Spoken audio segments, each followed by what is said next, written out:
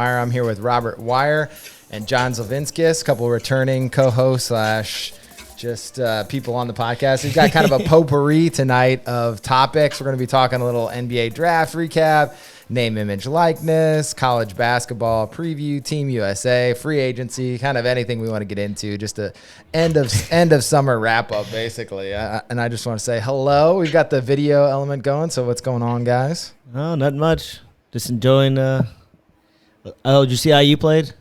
I've been this guy right at I watched. Did you see no hesitation. Hey, well, no, I was watching a little bit today. They're not supposed to have it videoed. Yeah. And the guy from Hoosier Hysterics was using his phone. Yeah, and got shut down. Yeah. But it was pretty cool though. I don't know why they wouldn't show that. There's some weird rule like they can't film in a casino. It's like in a casino, so they can't film while it's in a casino. I guess I don't understand that, but I mean I also don't work in a Bahamian. Is that right? Bahamian casino. That's anybody, right. Anybody know? I don't know. Yeah, maybe that can be your next calling. Yeah, just to learn the casino life, lifestyle. Yeah. I'm That's in. Right. I want to be a barista. Well, I just want to know when they're going to send me to the Bahamas. Well, yeah, for 19.9, I can go and watch games and report back. We'll get a hold of Josh on that one. Yeah, that'd be great. Yeah. Do some Gonzo reporting. Yeah. Well, I'm sure you got your phone. You got your tech. Get like a wicked sunburn the first day, just like lobstered out, like in paralysis watching basketball. That's not a bad idea though, because then they might not be looking at your phone. They just are like, "Oh my God, look how burned that guy is." And meanwhile, your phone's just out, and they're just like staring at your sunburn. Yeah, I think that's a medicinal phone he has out. I don't know. We can't recall that one. Is he using that to reflect sunlight? He needs it. Yeah, that's right. All right, let's get into it. Let's talk a little NBA draft to start, since that's the kind of going furthest back. We got to see some of these guys in summer league. So I guess first, what did you guys think of how the draft played out, and then if you've got to see them on summer league, what do you think of the guys you've seen so far? You can go ahead. Yeah, I mean, I guess the biggest upset was Suggs falling, right, from 4 to 5, and he's been shut down, right, for the rest of summer league. Yeah, hurt his hand or something with injury. That's right. Yeah. So, I love the draft stories, right, of players who get passed up by so many teams, and every time they play them, they want to. Yeah, that's right. They want to really take them to task. So I guess that will be, like an interesting storyline. But then, he's also playing with the Magic, so it will be tough to, it'll be an interesting storyline for the first 10 games until they've lost 9 out of 10. That's right. Yeah. So I don't know, maybe he hangs on to it for 10 years when he's off the Magic and he's with a contender and still beating up on the Raptors. We'll see. For sure. So, yeah. No, the summer league's just so hard to gauge to me because I think like the MVP last year, the summer league didn't even make an NBA team. So all these players are unbelievable players in their own right? It's like little fractions that they're better. Like when you're in the NBA to the next level down, it's only fractions, right? Like split second, you get a shot off or you don't get a shot off. Or, people are just a little bit faster or a little bit more athletic. Like, I was watching. So what about your boy, Cade Cunningham? Because you made a big deal. Like, he played good. Really? I thought he's been disappointing so far. He looks slow. No, man. He did look slow, but it isn't like Luka's fast. Yeah. It's all about using your body, right? No. Don't nobody.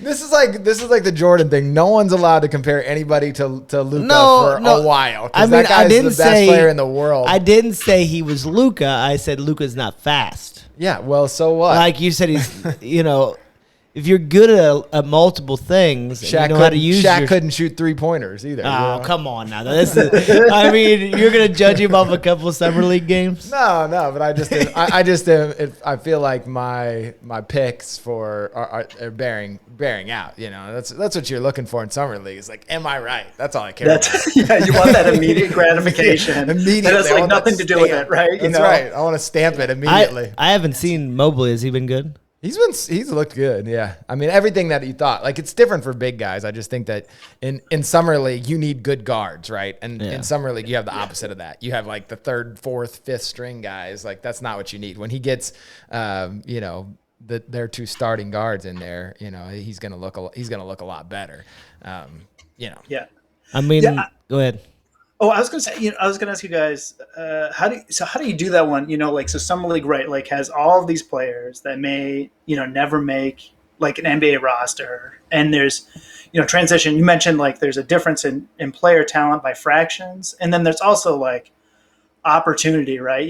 Players on a team where they'll actually be able to, shine or use their skill sets, or coach sets, zeroing in, and maybe not, right? Like at summer league, maybe it's about just kind of cycling and seeing who pops. But like, I can't wrap my head around the summer league experience, the product, because it's too many variables to pay attention to. And then, it doesn't necessarily translate. Maybe we'll see you at summer league next year, right. and then maybe not see you in the NBA. So I don't know. Is it that you do what you did, which is to watch for the stars, and then see whether or not your draft picks are accomplished, or do you like try to buy in and try to say like, oh man, this guy was drafted in the second round. I really liked him in college. I hope that he makes it eventually. Like, is that too painful to like try to engage that? I know I have a lot of big picture questions about draft and summer league, but what do you two think? I mean, I think that summer league's good for getting these guys experience with better. I mean, summer league is going to be better than college, right? I mean, the players are going to be better, so they're going to be more tested. So I would say the scouts, they can tell if a player's playing in summer league, and you can tell the players that stick out, right? Like, they may not hit a couple shots, but like I went and watched OG play at IU, and you could just tell when he was on the court that he was a man amongst boys, right? Yeah. So like, I think that maybe that factor helps with some of these guys in summer league, but maybe the good thing for these guys, if they have a good summer league and they don't make it to the NBA, maybe they go play overseas and make a lot of money, so like it's opportunities. That's interesting. But you got to think about this, like this is a reference, like TJ Warren played unbelievable in the bubble, right? Right. So the summer league, if a player plays unbelievable, maybe they don't make the NBA, but they make a huge contract to go play overseas because they're a name, right? Yeah. I mean, even if you're like the MVP of the summer league, that's still you've brought something to the table, right? Where you can go, hey, look, I did this in the summer league. I can help your team, win. I like their that. league. Yeah, I think that makes sense. I think it's just fun to see. Like, it's fun to just watch basketball, but then it's interesting to see who struggles. I think that's the easier thing. Like, if you're struggling in summer league, like Anthony Bennett a few years ago is like the clearest example. Like, if you can't cut it in summer league, and especially like the second year guys, like if you're coming back the second year and you're at summer league and you're not just absolutely dominating after a year in the NBA, like it might be over for you. Like, maybe you're just going to get lucky and develop really late, but you should absolutely dominate as a second-year guy in summer league. And really, like, if you're a high-level rookie and going to be really good eventually, you should just be able to walk out of the court and be awesome. That's just what I think. Yeah, take over. Absolutely, yeah. Interesting, yeah. All right, let's shift gears and talk a little bit. I think it'd be interesting to just check in on the name, image, likeness thing a little bit, and then just talk a little bit of college basketball. So you brought up IU in the Bahamas, but Bobby had me watching Miller Kopp too. Like, he's doing some stuff on his YouTube, and there's just like everyone's just trying stuff out now, which is great, I think. But I still don't know. I don't know. Like, I want to see where you guys are at. Like, do you guys still think this is a good thing? How do you like it so far? And then, is there a possibility that we end up hating it? I think that for me, that's where I'm at. I think I actually might end up not liking this. I think it could turn college basketball into something that I don't want, because I feel like it's a very separate thing from the NBA, and that there's something about that I like. And I think that maybe this is shifting towards the NBA in a way that I don't really care for. I don't know. I think that I'm not gonna like it. I mean, I'm just gonna be honest. Like transfer pool, like what what's just happened this year before they got money, right? Right. Like total madness, right? Like it takes away from. I get that you want to give the players empowerment to make choices, but if a team's recruiting a player for 6 years, right, they're invested. Because, I mean, it's crazy how early they recruit these players now, right? Right. Like, they get in the door. So, like, 6 years might be too much, maybe 4 years. So, like, they get this player, he comes in, and he doesn't step up to the plate the first year, but he's building on. But he's mad because he's always got to play, right? And then he just, besides staying with the team, now another team's going to say, hey, like, this is an example. I'm not dogging Kentucky or anything. I'm just saying, like, Kentucky says, hey. Good, because we've got shorts by Kentucky coming up. So no, I'm not dogging. I'm just using an example. Any team, any team no longer allowed to dog that's them. got a big boosters was like, hey, you know, if you come to us, this is the average a player gets for their name and likeness. Like, that's going to be the sales pitch now, right? So it's going to be more like these top teams, and I'm not complaining because I believe IU is going to benefit off of this. Yeah. But, like, these top teams are going to be able to say, listen, if you come, you know, we're going to be able to make you this much money. And the other thing that I think that is going to happen, it's already starting to happen, is you saw the two players that are reclassifying, right? No, who's that? Oh, yeah, Imani Bates yeah. and Jalen I mean, Grant. Has Bates done it yet? He was talking about it. I'm pretty sure he's doing it. Okay. He just hasn't picked the team, I don't think. So he's going to Memphis probably with Duran. And I'm sure that the reason for that is why stay in high school, take a chance of getting hurt when you can go, and he'll probably make $500,000 or more going to Memphis or wherever he goes. And I mean, that's a lot of money. Yeah. You know, like if you're these kids and like that Bates, I think he's got so many followers. Right. So you're becoming an influencer, and now you can make money off of that. I mean, these guys might make. I mean, I saw that the Alabama guy, quarterback or whatever, he's like making over $1 million or something, and he hasn't even threw a pass yet. So I mean, what does passing have to do with being an influencer? that's what I'm saying though. Point. Is now the influencer thing. That's like the Miller Kopp thing, right? Like that's what he's doing. He's trying to build up his base to get more followers, so then he can become an influencer and make more money. Even though that he may never play in the NBA. If he plays at IU for 2 years, his second year, maybe he makes a couple $100,000 just being an influencer. Yeah. Donnie, what do you think? Yeah, I guess I have mixed feelings about it. First of all, I love I was watching some of Miller Kopp's videos, and I mean, I think he only has a couple on. And I guess, like, for me, there were a couple of points I liked about it. I liked kind of the nostalgia of being back on campus, you know, with him doing first person, you know, stuff. And you're just like, oh, that's cool. I love his magic tricks. There's Assembly Hall. Oh, yeah, his magic trick was great, yeah. Yeah, that's right. You know, like, I thought that was, like, cool and personable and, you know, kind of allowed for this access to an athlete that you get at the pro level, right? You see their social media.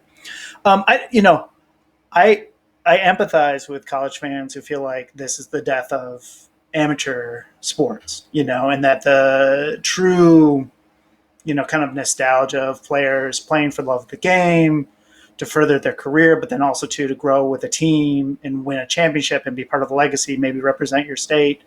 Name you know, on like the jersey, not on the back of the jersey. That's right. You know, all of these kind of pieces, you could always go home, you know, kind of these, especially, you know, at IU, right? These, you know, kind of trademarks of what was part of their program. So I get that. But I also think too that, you know, it's not bivariate, right? Like we're on a spectrum of professional athletes, you know, and recent FBI reports would reveal that we didn't have, you know, amateur basketball at that level anyways, you know, students receiving duffel bags full of cash to go play at schools, you know. Wait, do people know about that? I mean, you know, like that's happening. And you know, so I if you're at Louisville, you're receiving other things. There's good, well, right, and there are, you know, like there are stories about, you know, like really, you know, raucous college visits for high school students, you know, and Bobby, I think you're right. Like, you know, now teams are going to set up these kind of shadow firms to pool, you know, to pool booster money to, you know, essentially contract students to make money and say, you know, if you come sign with, you know, our club, you're going to get a set amount of money. I think, you know, for me, I think that's a little bit more equitable. You know, players are getting free college while their coaches were making millions of dollars. Yeah. You know, and without, you know, not all players were going to translate to professional success. You know, to be able to make similar amounts of money. So, you know, I like that element of it, although it leaves colleges and coaches off the hook, right? Like, you know, they still get all the money, all the revenue. They don't have to split it with the students. And now they get to say, well, you know, they're going to get their money elsewhere. Right. So we're not going to have to worry about it. Yeah. Right. So I don't know, you know, so I guess there's, you know, that I guess kind of reality that we're still shifting or moving into that dimension. You know, it will be interesting, right? Because now the question is like, is booster money infinite? You know, and some people would think maybe it seems to be like, right, like, so a school like Texas that hasn't had football success in some time but has deep pockets for boosters, you know, maybe they're going to be able to start paying a lot of their players a lot more money than other clubs. But, you know, eventually, right, it's going to be an arms race, and boosters are going to have to say, wait, I don't have another $1 million to pay for this player. Yeah. What are we going to do? And then there will be, you know, an actual market for these players. So I don't know. I think it's actually just gonna be more about, like, is it just like cutting up the pie in, you know, because it's just like, here's the amount of money and now I'm going to divvy it up differently, right? It's not going to be going to all of the different, you know, maybe instead of like going towards the new facilities every year, now it's going to go toward I'm going to break off a piece and buy some apparel from this kid, you know, or however, you know, he's going to get a pizza commercial for me. So I think, I wonder if it like grows, you know, it's sort of is this the rising tide where we're going to lift a bunch of athletes and they're going to have money, or does it come out of, you know, is it just reallocating the amount that's already being spent? You know, like that's what I don't know. It's like, now will universities be scrambling to like update their facilities because now the boosters are like, well, I could give it to the university, but I'd rather, you know, I've already given X amount to all these players that we got coming in, so you guys need to come up with that. You know, I don't know. Yeah. I want to ask you too a little bit about the influencer angle. So I don't spend a lot of time on like college basketball message boards. Like, you know, these college athletes are not as famous in my world. Do you think that, but it appears to me, or I think that there might be like an attention span, you know, where like there just are only so many players you can follow. And eventually they're going to kind of melt away as some students will become influencers because they're interesting. And others are just going to have really boring accounts where they're going to talk about shakes or watches or whatever, you know, they're trying to hawk. But, you know, do you think that a lot of students are going to be able to build sustaining individual brands, or are they going to kind of just disappear in a sea of, you know, students who, you know, have just publicized their Instagram account? I mean, I don't think it's going to be like a crazy amount of kids that can benefit hugely off of it. But like the LeBron James' son, Bronny or whatever his name is, like he probably has, who knows, 10 million followers, something crazy. So like he'll probably now he can make money off of that, right? Like where before he couldn't. So now I don't know how the rule works, but can you make that money in high school now? So it's weird. You can actually make at least some amount of that money in high school, depending on what you're doing. So you could be like I don't know, they've got the overtime league. You can do name, image, likeness. Like there's nothing that says that you can't do that as as a high school kid too. I don't know.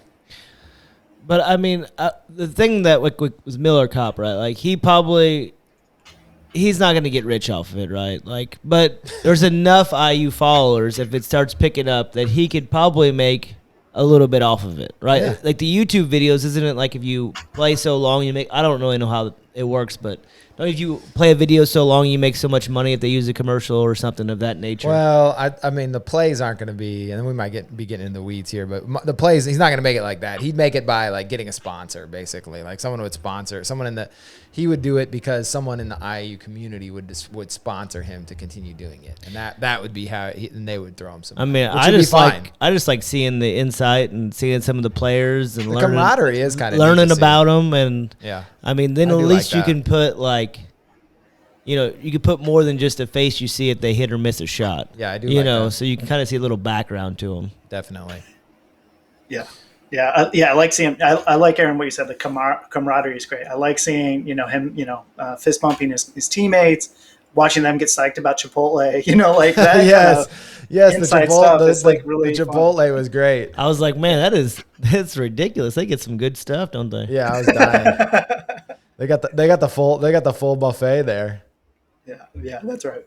All right, let's talk a little Team USA. Give kind of first impressions of what you guys thought of Team USA. They were much maligned, I think, at the first, and then ended up bringing it home anyways. So, I don't know. I mean, I think that I'm kind of interested to see if you guys feel the same way as I do. I think that everyone always says, "Oh, the world's catching up," and then we end up winning, and didn't look that hard. I mean, I think the world's catching up, but I think they're catching up because a lot of them play together for so long when they're younger and everything, so they have more of a team chemistry than we do. And I feel like we don't necessarily always get the best players, right? We're fortunate that probably the best player in the world right now, Kevin Durant, decided to play, because without him, we're not winning. Right. And at the beginning we struggled, but we also didn't have Holiday or Booker. I mean, the thing about it is like Lillard's an unbelievable player, but he's not a defensive player at all. Right. So like in the NBA, you can get away with it. You can mask it. But when you play teams overseas that are used to playing with each other forever, and they're all about the fundamentals and not one-on-one, your defense shows if you don't play it. Like, you can only hide so much. Yeah, fair.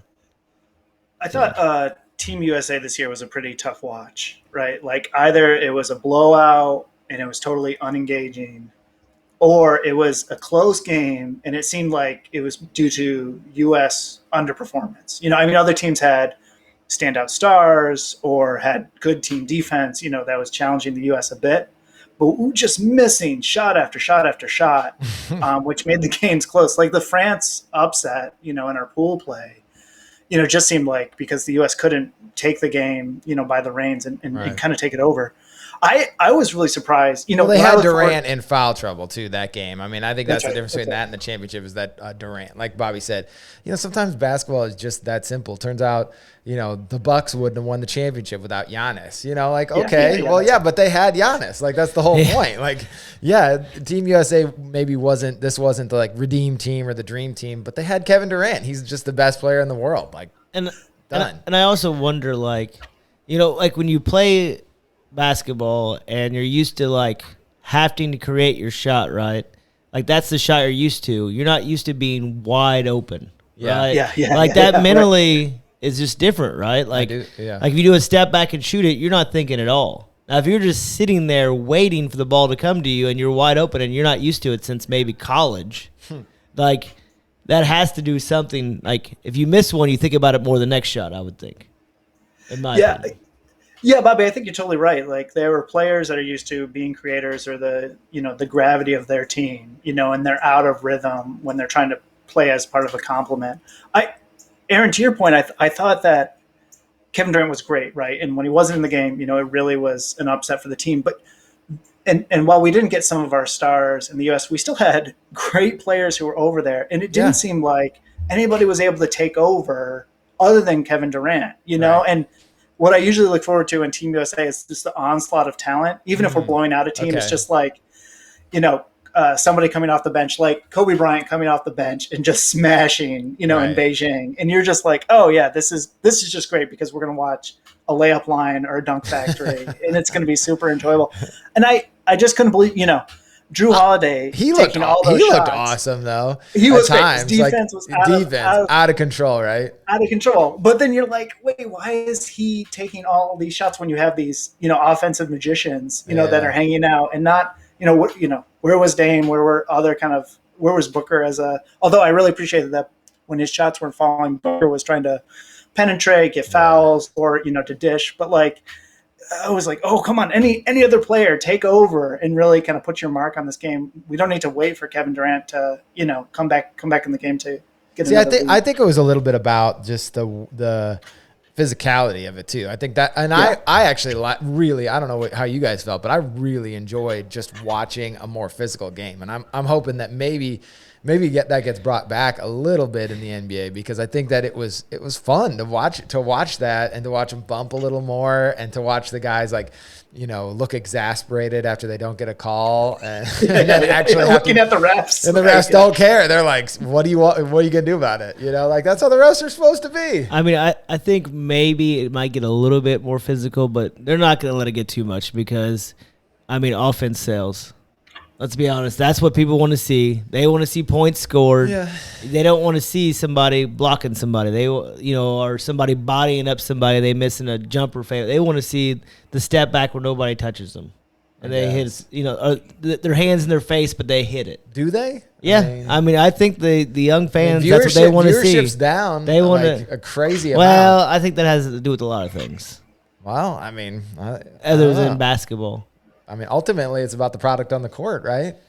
Well, it is. If people aren't wanting to watch what you put on the court, then you need to change something. I'm just throwing it out as something that I enjoyed watching as a consumer of the sport. I don't enjoyed think watching the way that the game was played internationally. I don't think the players or the fans want to go back to watching the Detroit Pistons 90-point games. Like, that's not what they want. Oh, yeah. Well, I'm not saying. Come on, now you just took it to one extreme to another. Like, all offense, or we got to go back to a wrestling match. No, I'm just saying that they don't want that. I liked the international game. Like, the whole point was it was a little more physical. They changed some rules. Yeah, like they're trying to eliminate Harden and Trae Young and all their, like, how they jump into people, which I've always thought that it's ridiculous if a guy jumps and he's going straight up and the other guy just literally throws himself into him and throws the ball up in there, and they give him, the foul call. Yeah.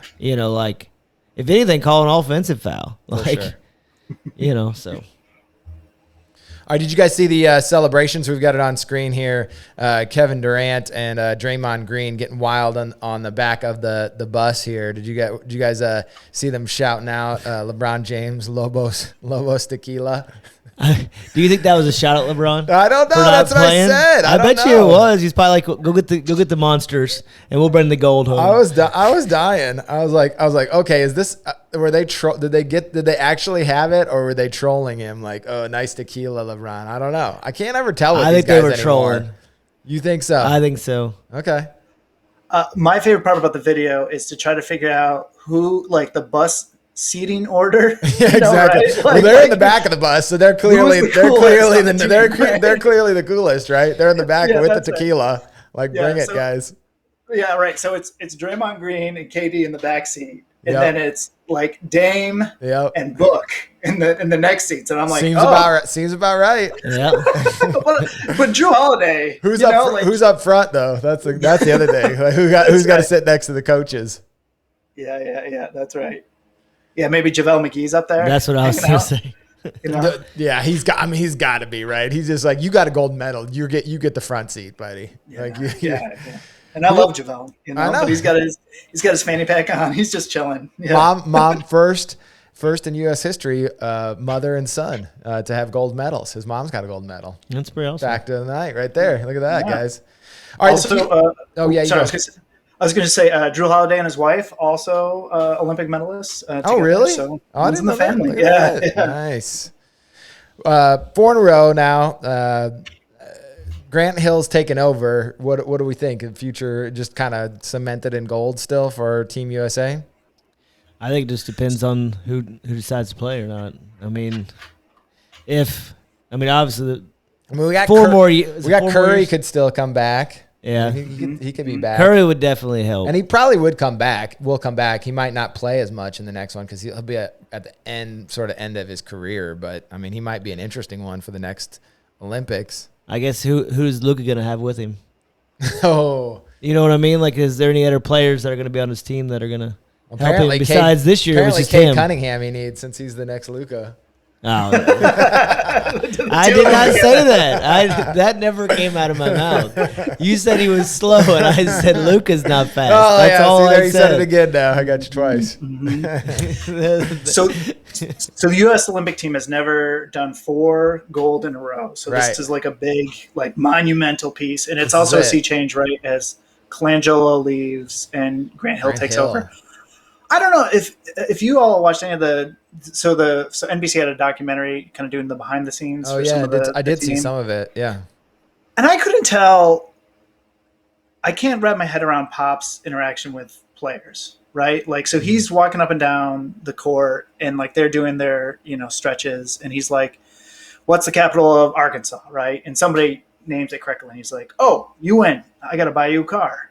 And the player's like, "Oh, really?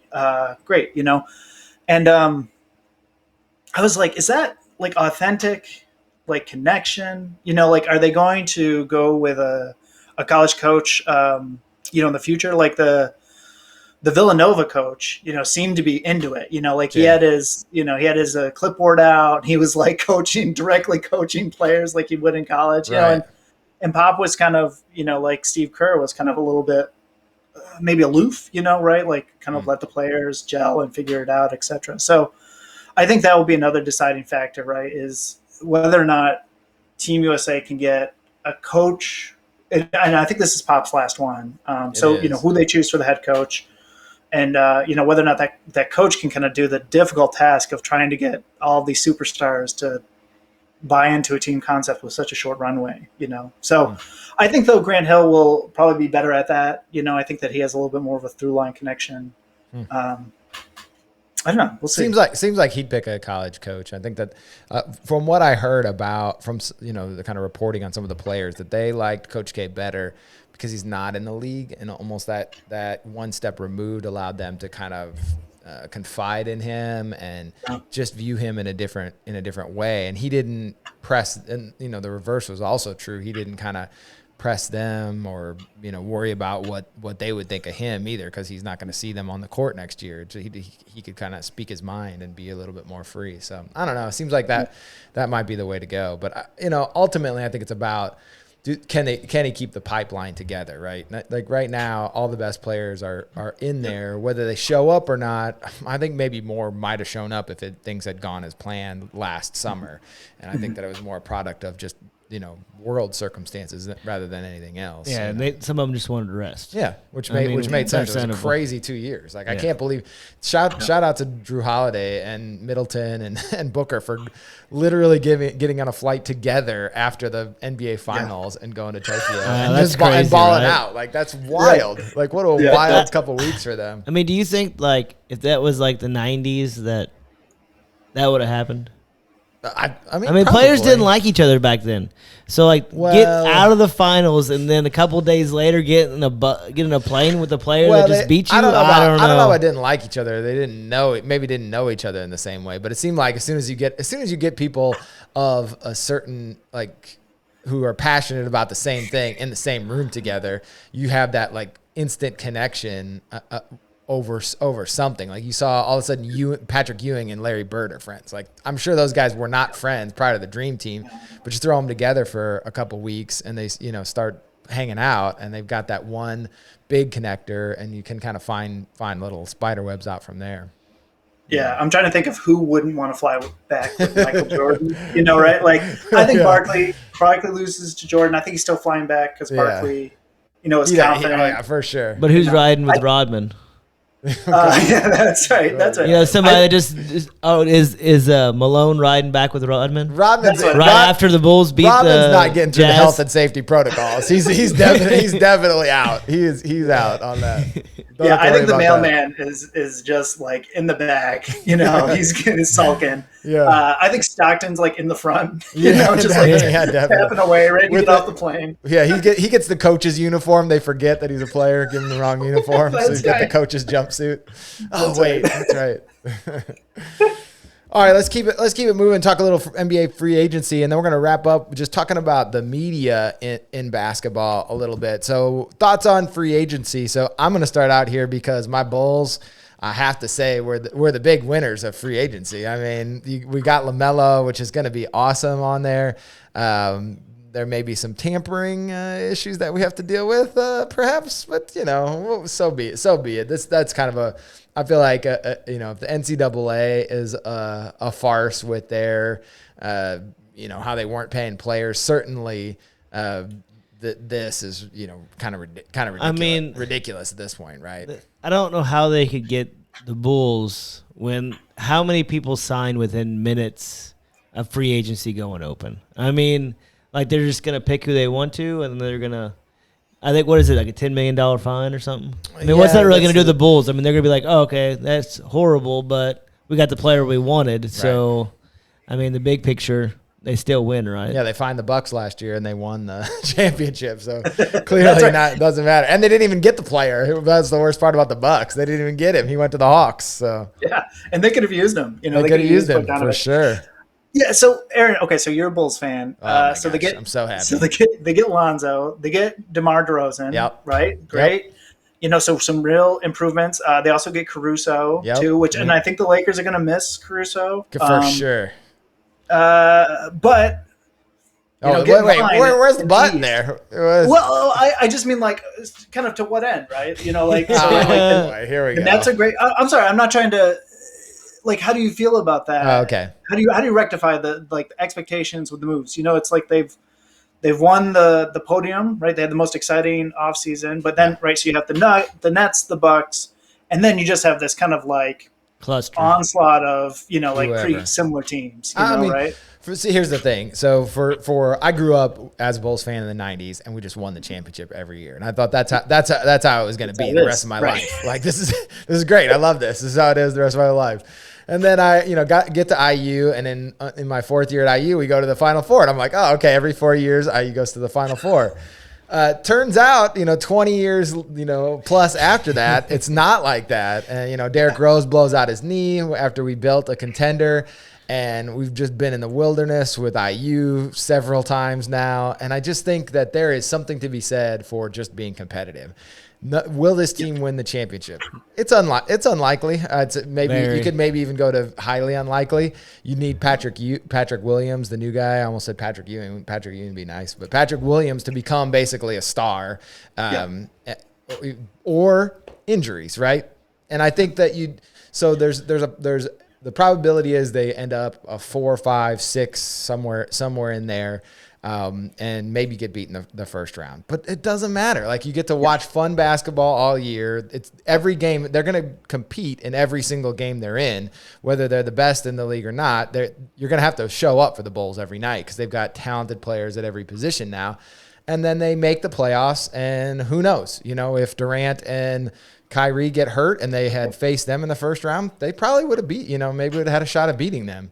And, you just don't know. I think you put yourself out there and at least hope to be competitive all year, and then maybe you get lucky and one of your guys turns into a superstar. And if you don't, at least you have like 5 years where your team's good. Like it stinks to watch. It stunk to be a Bulls fan the last few years and just watch garbage. Like what's the alternative, right? Like you watch the Duke guy that we had, he's now with the Magic, by the way. Maybe he'll be good someday. Or maybe Carter? He won't. Yeah, exactly. Yeah, that's right. They're yeah. I think for a long time, like, the thinking was you definitely didn't want to do what the Bulls have just done, right? Which is that, like, you would be a low playoff seed and you put yourself on this treadmill of mediocrity, right? That, you never get a great draft pick, and then you're always, first round, second round fodder. I agree with you. So here are my two upsides, right? Or three, I guess 3 upsides. Like, one is, you saw the Hawks last year, and, the Hawks are really building something special. Yeah. But, you would kill to have the Hawks success next year. And it could, like, as you just articulated, it could fall that way, So that's number one. Number two is I think you have some nice trade pieces. And so if one of these disgruntled stars become available, it might be the case that you'll be able to trade and package Markkanen plus X, Y, and Z to try to get maybe not the most premier, right? So if Dame and Bradley Beal and Simmons all become available, right? Then you might not get Dame right away, but you might get one of the other guys, which would be great, right? Because I think you have some pieces to send. And then the third thing is, I think you're totally right. Every team must have watched the Knicks last year and just said, let's do that. Right? Yeah, right. Wow, that our looks fans great. are going nuts. They're not even the best team in our city. Yeah. And in the Garden, for getting blown out, in five games, the playoff atmosphere looked electric. You wanted to be there. So I think that having that excitement, especially after the last 2 years that we've had, I think that that's going to be a win, and I think that's something worth investing Huge win. in. So that's exciting. I mean, I think that with the Bulls, that you're pretty young, so they could build up like the Hawks. Like you mentioned, the Hawks, they're young too. Like they can get better as the years go, and then hopefully, for a Bulls fan, I'm not, but hopefully that when the Nets just fall want to get apart that out there. and I don't care. they're no longer together, then you'll have a chance. I mean, if the Nets don't get hurt, I mean, did they have Mills? Is that who they added this offseason? Yeah, they added Patty Mills. I mean that if they're not hurt, they ain't losing. If let's okay, just be honest. hold like on, they're hold not on. losing if they're not hurt. If they don't get hurt, what are the chances that someone on that team won't get hurt this year? I'd say those are as small as the chances that the Bulls are going to be really good this year. Like I don't think that, like, every year, if you look back the last past 5 years, every single guy on that team has been hurt. Durant tore his Achilles. Kyrie's done his knee, his ankle, his knee, and James Harden's got a weird hamstring now, and they're all over 30. They got Blake Griffin. Good Lord. He's had about 9 million injuries. They ain't paying him nothing, though. No, I know, but I'm just saying, you're saying if they're healthy, what are the chances they're going to be healthy? What if they trade Irving and get Ben Simmons? And then they have Patty Mills starting a point guard.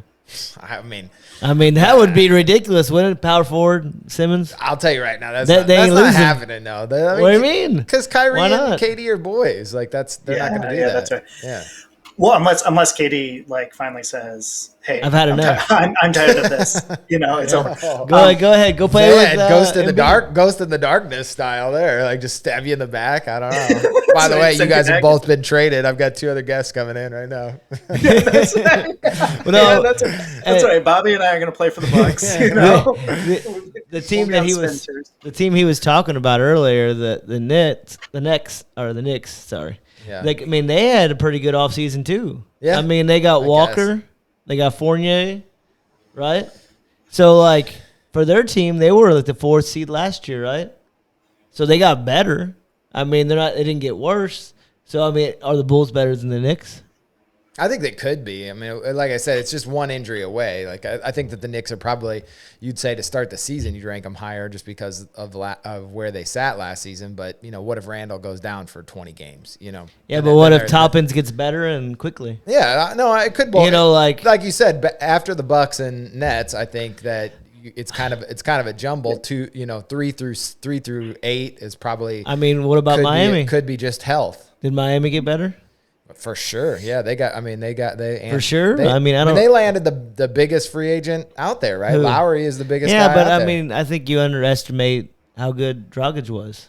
He's a pretty good point guard, so it isn't like they had a point guard. Sure, but they can get better. They can grow through just getting older too. They got Hero, who's super young. They re-signed their shooter. What was Miami this year? Were they were 6, right? Yeah. Mm-hmm. Yeah. So is the question is the Hawks Miami the year before? Are they going to fall down now? I don't know. Yeah, I think there's a lot of uncertainty in the East, and I think what you're both saying is true, right? Is that the favorites in the East are unsettled, right? We don't know.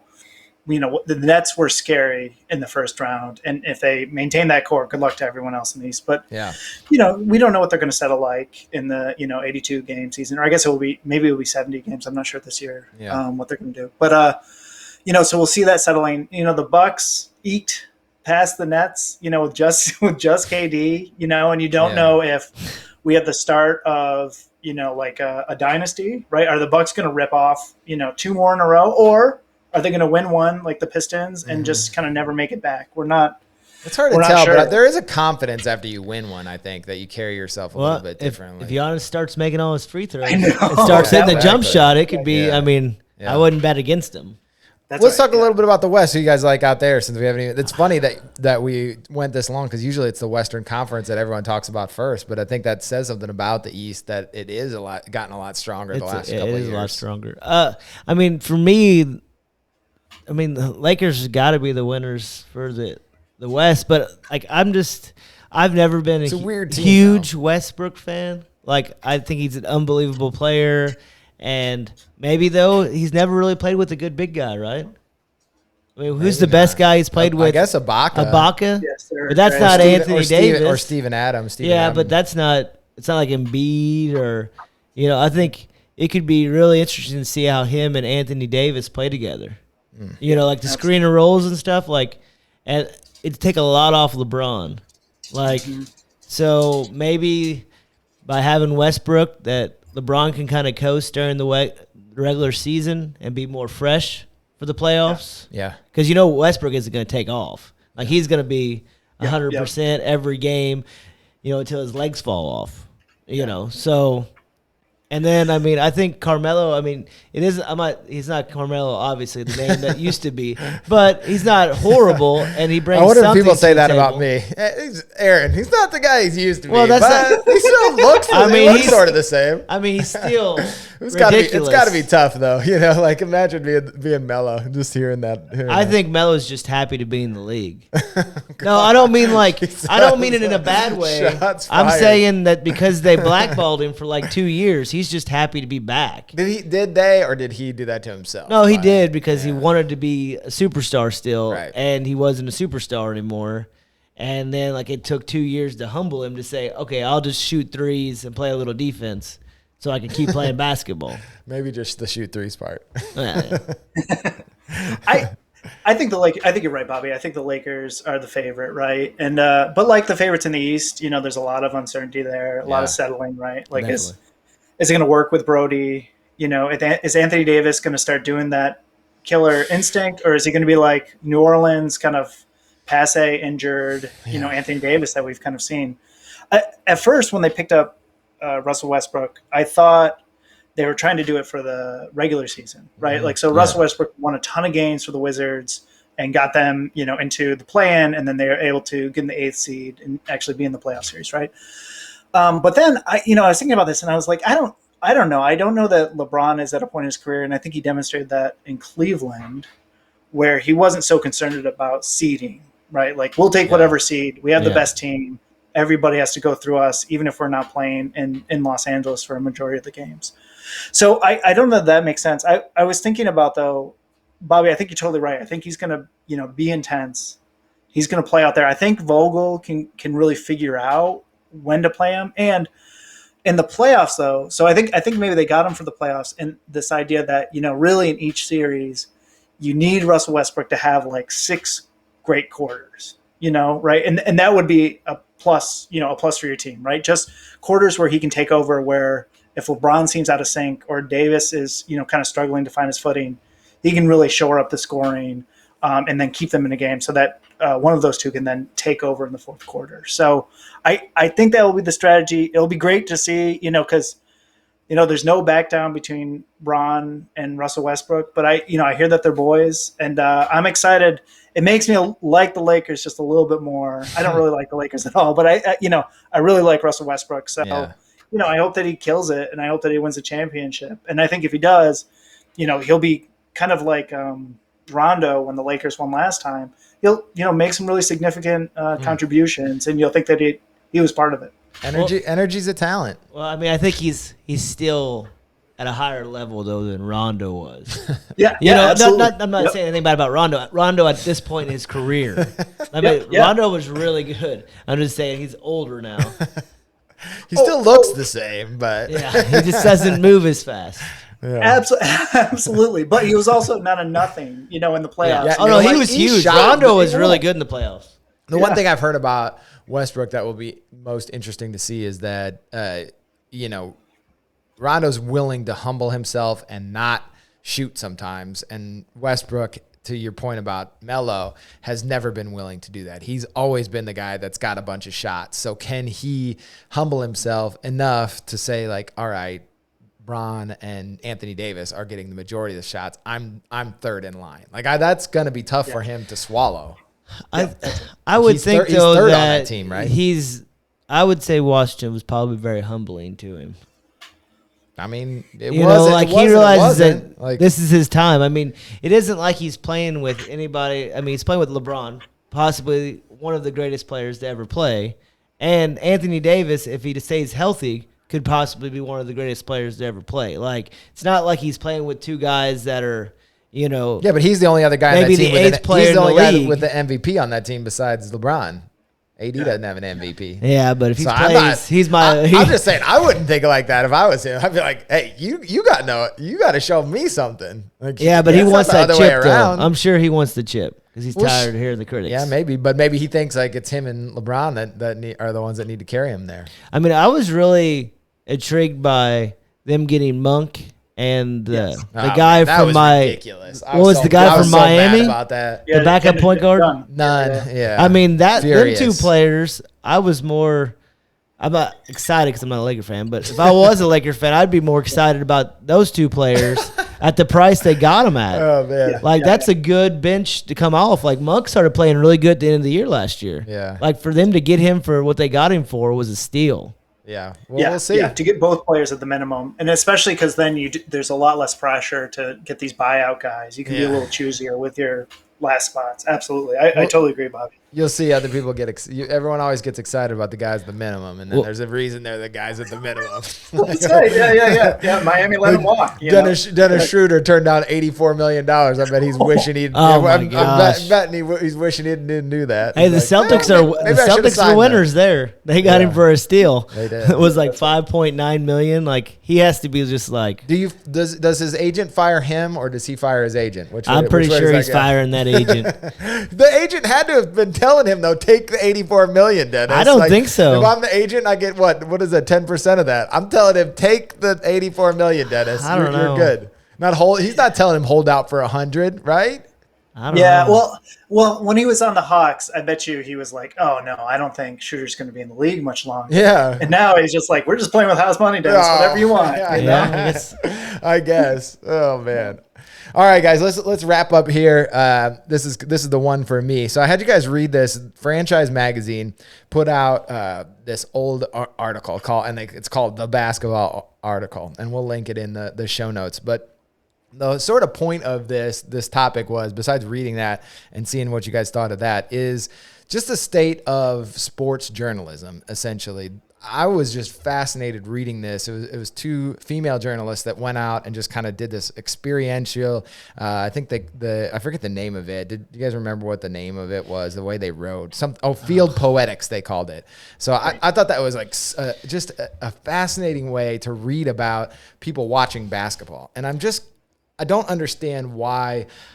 In the draft and everything, now everything becomes this monoculture. It's like, this has to be the top 4 picks in the draft. Like, why? Every single year we're wrong about the top 4 picks in the draft. So why does everyone then say these are the top 4 picks in the draft? Like, go outside the box. I Same think, thing with writing. you know, I just thought about this. I think it's because they want to control the narrative, the NBA does. So they don't allow for the stuff like this. Because think about, here's a good example, right? Like, I just watched the documentary on the Untold Story, right, of the Malice and the Palace. Oh, yeah. You know, like, they didn't talk about the players. Like, they just talked about them going, I mean, they talked about the fan side, right? Like, them going in there. They didn't talk about how the players had to go to court and that they got chairs thrown at them and all that stuff. Like, the NBA didn't want to take the side of the players. And if you had journalists that would have took the side of the players, then the fans don't want to hear that. They want to hear the other way, right? Because they see that at that point, they saw the players as being wrong no matter what, right? Because they make millions of dollars. They should be able to control themselves. And a lot of fans can't look at the side that they're human beings, right? I mean, that's just the way fans work, right? Like, nobody hardly ever looks at, like, you know, if somebody dies in somebody's family and then they have a bad game, well, they should have been able to push through it. You get what I mean? Like, fans don't want to know that side of the story. They only want to know, hey, go in and put the ball in the basket.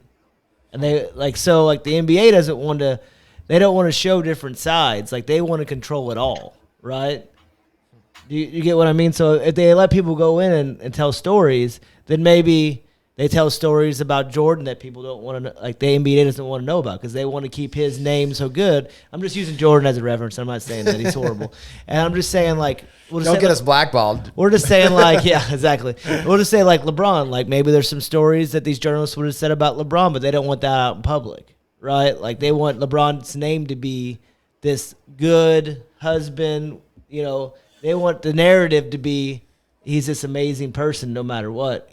Whatever he says, he's still amazing, right? Because sure, but that's no one gave these two women the permission to go out there and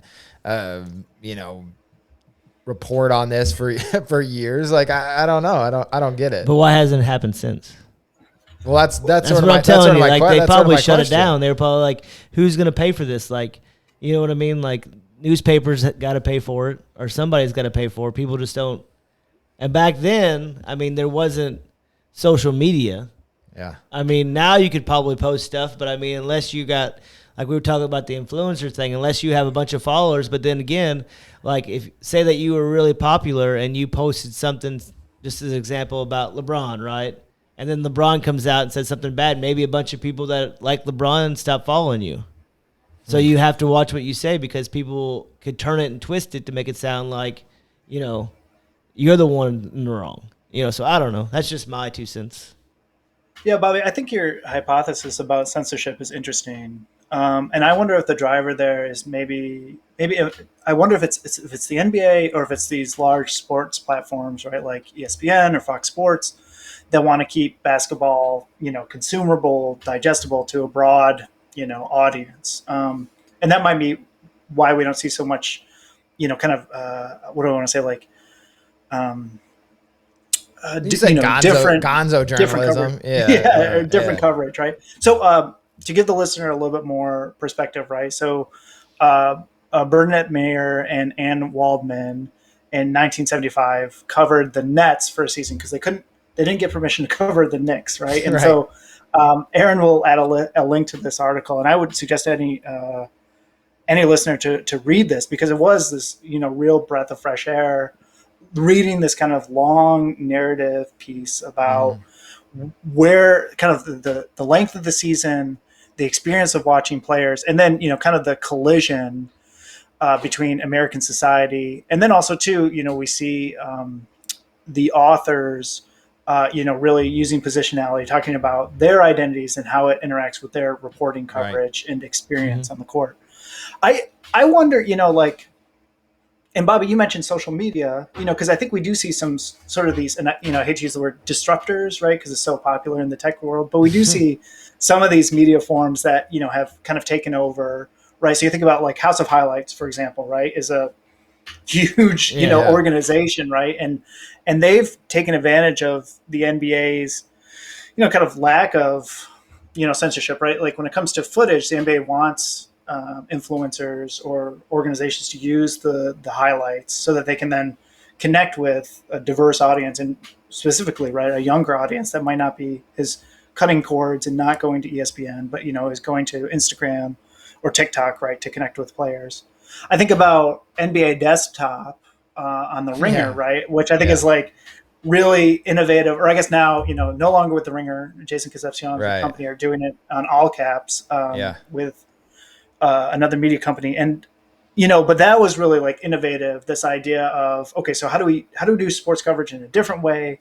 How do we have guests who are interesting, but not talking heads per se? And we kind of just joke around with them.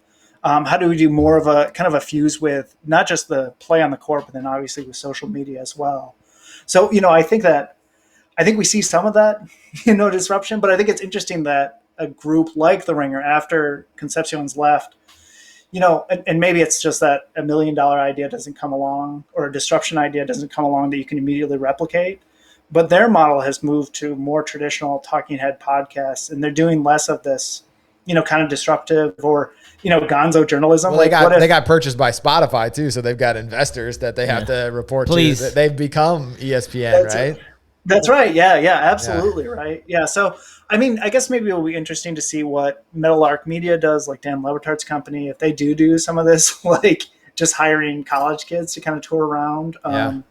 And to kind of write a little bit more. I don't know. Like Barstool Sports, maybe they're doing some like games this year where they're like hosting the game, I guess. They're not exactly like, I don't know that I'd hold them out there as like the epitome of where I'd like to see it go, but I think it is at least a different lens to see sports. And I think that there should be room for just different groups to get in there. I mean, I just liked that they just took the idea and expressed what they were seeing on the court in a different way. And I mean, I think we're saying like, oh, this is what sells. But then the three of us who are huge basketball fans read this, and it was put out, decades after it first came out by an somewhat influential magazine that is, out there in pop culture, kind of, resurfacing pictures and ideas from years ago. So I think there has to be some space in the creative landscape for these types of, for this type of journalism. But I just don't know why there isn't more of it, or why people starting out, this feels like where they should go, right? Like you said, taking the chance. This is where the chances are, right? Get out there and be weird, right? Like Concepcion was, yeah. I think that for it to happen to an extent to where it sticks a little bit, I think it has to be people that don't have anything to lose. Right. Like kind of like, I don't know if you guys have watched any of Kwame Brown's videos or anything, but I mean that's kind of what you're talking about. Like that's like the other part of that they don't talk about. Like that the media totally just destroyed this 18-year-old kid that made it out of the lower poverty and made it big. And instead of being like, hey, look what this guy did, they were like, this guy's a bum. Right. God, he's worthless. Why is he even here? Like he's ruined everything. Like he was supposed to help Jordan and he's ruined, like to the point to where, years after he's already out of the league, they're still calling him a bum. And he was in the league for what? It was like 12 years or something. I can't remember what it was off my head. But like to the point to where if you're playing in the league for that long, you're not a bum. Like, let's get it straight. Like if you're playing in the NBA, you're one of the best players in the world. You might not be, a superstar in the NBA, but if you're in the NBA, there's a lot of players that are playing in foreign leagues, playing everywhere else that would love to be where you're at, so like, but, like the media has to sell that because the fans want a certain percentage of the fans don't want to look at the personal side of the players. They just want to know, they just want to talk about what they perform, right? So that's why I don't know if there's really an outlet for it. Well, no, I understand. I guess so. My thing is like I understand why that is out there. Like I understand like why there gets to be a consensus and that helps to like amplify certain voices and lift up the narrative and create popular culture, right? I get that. But what I'm saying is why is that alternative stream not out there? Like, maybe it will be. This is kind of, I could throw this to you guys. Like, if I'm the next number one pick when Cade Cunningham turns out to be a bum, is he gonna get his own podcast? Because he could pay me, salary, and we could start up a podcast about why he's not a bum, like Kwame Brown's got going. I'm just saying, like they can control their own narrative now, where you could get your own reporters to create a different story about yourself, to say, look, well, I might not be the number one pick, but it, blah blah blah blah blah. Like tell that story, like you said about Kwame, that he's doing for himself now. I mean, he could have done. Whoever it is could do that. They could step into that. Maybe they're worried about their next contract. You're saying like whenever they're finally out, they can do it. But if they're in there and say that they are a borderline player, right? Like if they become that player that talks about the other side, then maybe teams don't pick them up. Part of the machine, you can't. You know what I mean? Like if you're in the machine, you can't say anything because it's kind of like the Kaepernick thing, right? Like like if you say something and you're borderline, then maybe nobody wants to deal with that because they don't want to deal with that media with their team. They want to only deal with that distraction isn't worth it to them, right? Unless you're so good, that makes sense. Then it's worth it, right? If you're a superstar, you could probably get away with it. Yeah. But if you're a role player, they're like, well, I mean, I can find role players. You get what I mean? Yeah, so, I do. Aaron, to your point about thinking about authors, writing more journalism like this, I think we should probably also recognize, right, that like Mayer and Waldman also weren't successful in selling this, right? So it wasn't like an immediate pickup. Yeah. I wonder if, it's weird that it's even survived, right?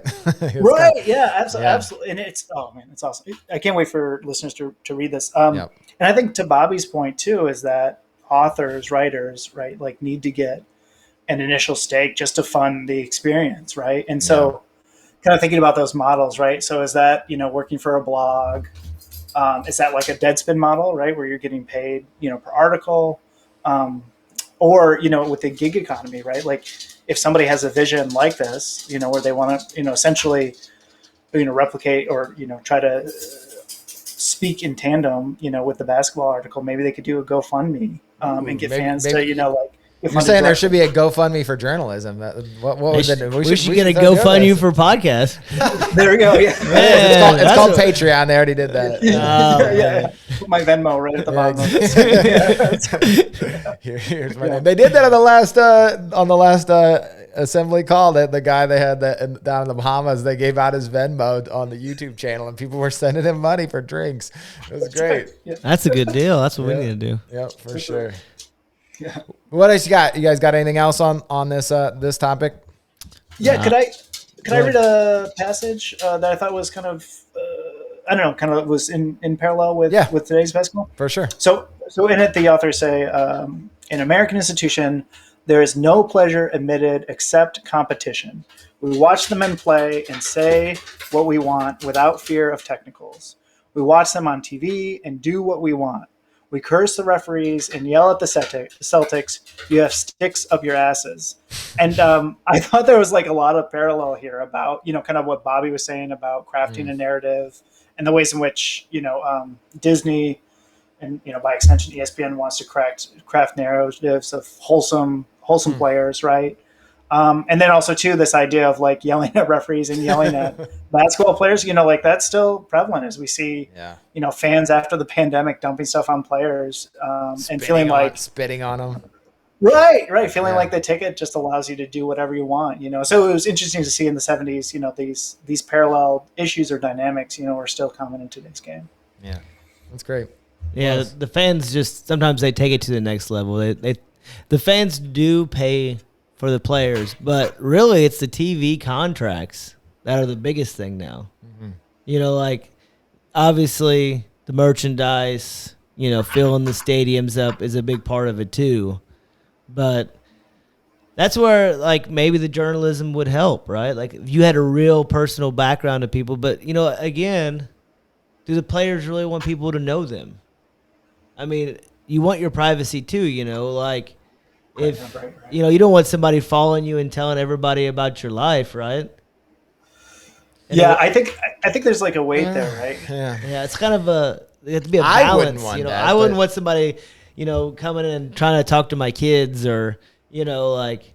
So I've heard this. This is the trade-off though, right? Like if you get to make $250 million, you're giving something up. Like that's the sort of the social contract that you're making, that you are giving that up. And what players right now, and I think that they're rebelling against this in some ways, they're saying, well, I can say whatever I want. I'm allowed to express myself. And they're right. Like that is true. And I do feel that they should be able to do that.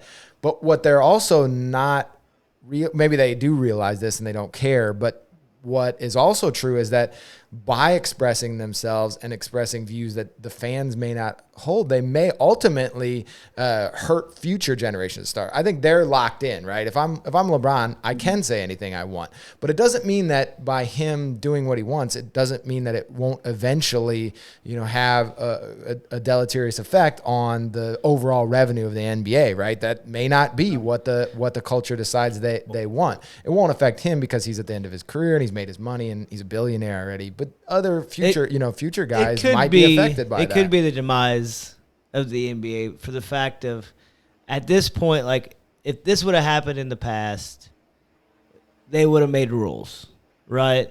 Now, if they would make a rule and say, listen, we want you just to talk about basketball, like you're on a platform, we don't want to influence, right. Either way, like players will bring it to social media and there's no way they can stop it, right? Mm-hmm. Like they can't blackball everybody that's playing, right? Because it makes too much money. So like, I don't see the way the NBA can try to control a little bit of what the players, say, as far as off topic, not about basketball, but, anything else. So I don't really know. And to your point is right. Like the future players are going to see these players and then they're probably going to hold back even less, right? They're going to be like, well, I'm going to come in and I don't care about a dress code, or I'm going to do this, or I'm going to do that. I really don't care. What are they going to do? Yeah. I think, Bobby, you're probably right that like we're not going to say the same amount of censorship. I'm glad you brought up the dress code because I thought the same thing. I also watched the Mouse in the Palace documentary, and right, like thinking about how Stern, tried to. I didn't realize it was that close to like right after it, like that. Immediate effect, right? Like we're going to interesting. change the image, right? Yeah, and I think that there are players that are making business decisions, though, right? Like so, while a lot of players have protested and for domestic social issues, right? A lot of players were really silent about international Chinese human rights issues, right? As they see, their shoe deal contracts are connected with Chinese business. I really like, and Aaron, I know we've talked about this. I go around in circles with Kyrie all the time, but I liked last year when he said, like, I don't want to do media stuff. Like, I just want to focus on basketball. But he knew he was going to get fined, right? And it's like I'll give that part of the money back, right? Because I won't make the deal, and if you're a fan, I know like some fans will say, oh, Kyrie doesn't want to play the media game. But it's like, if I'm a fan, I'm like, great, that guy just wants to focus on basketball. Like, like I would love if players were like, I don't care about, I want to shut off distractions and I just want to focus on winning, Yeah, it definitely. I think it's definitely something that will continue to come up. Just the evolution of sports, and I think that this, it's interesting to see how we think that so much has changed. But I think this is a good perspective too to look back like several decades and see like there's a lot that's still that's still the same. A lot of the same issues that we grapple with, and the lens on the court can be more similar sometimes than we think it can be. One of the let's end it with this. Do you guys think that by these players, we'll go back to the NIL, right? Okay. Do you think that by these players making money earlier, that changes the way they are when they get to the NBA?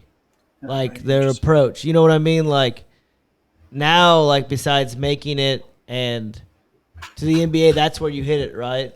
Like now you're hitting it earlier, right? So does that change your perspective once you get to the league? I think it's great, actually. I think that the one thing that I can say almost for certainty is that the players, when they get to the NBA, they seem more adept, media savvy. They seem more composed. They carry themselves. Josh has often told that funny story about Glenn Robinson leaving his Player of the Year trophy just on the deck of his apartment, and he gets that $84 million and, up front, and how that ruined a lot of guys where you get it right away. And now they are earning it, but they're creating their own brand, something that